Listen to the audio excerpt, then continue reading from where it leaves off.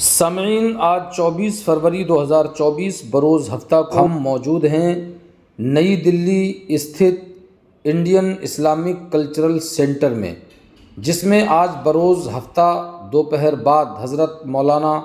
توقیر رضا خان، قومی صدر آل انڈیا اتحاد ملت کونسل، انہوں نے ملک کی،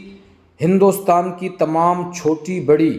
دلت، مسلم، سیاسی اور غیر سیاسی پارٹیوں کو انوائٹ کیا تھا کہ اگر ملک کے موجودہ حالات کو آپ بدلنا چاہتے ہیں تو ہمیں انڈی اور بی جے پی کے علاوہ ایک تیسرا مورچہ بنانا پڑے گا، جس کی تائید کرتے ہوئے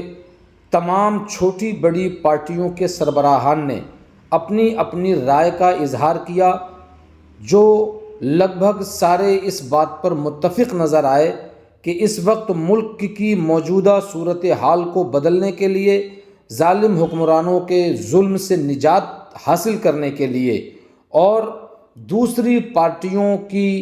غلط تدبیریں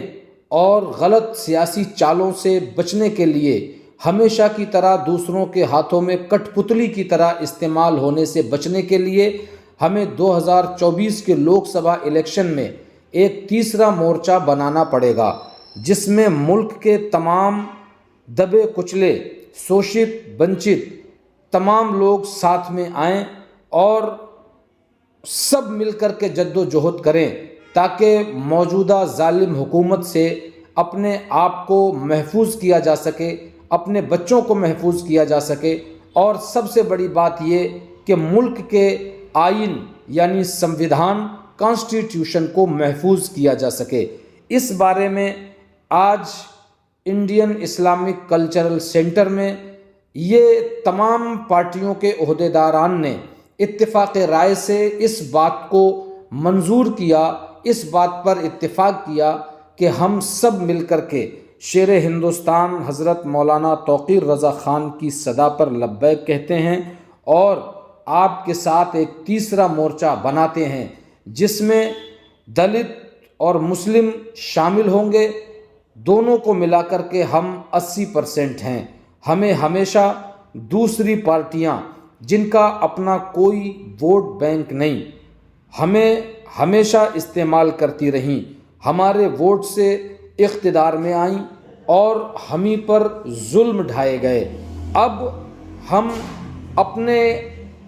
ہم اپنے مستقبل کی کمان اپنے آپ سنبھالیں گے اور ان دیش کی تمام چھوٹی بڑی پارٹیوں کو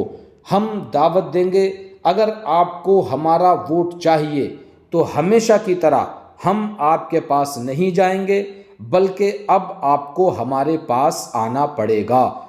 حضرت مولانا توقیر رضا خان نے ملک کی کئی ایک بڑی پارٹیوں کا نام لے کر کے کہا کہ ہمارے ووٹ سے جب یہ چنے گئے، بدلے میں ہمیں راحت ملنے کے بجائے بے چینی ملی، دنگے ملے، ہمارے بچوں کو جیل ملی۔ اس لیے اب ہم کسی کے پیچھے نہیں جائیں گے، کسی کے سامنے ہاتھ نہیں پھیلائیں گے، بلکہ ہندوستان میں دلت اور مسلم 80% ہیں۔ 2024 کے لوک سبھا الیکشن میں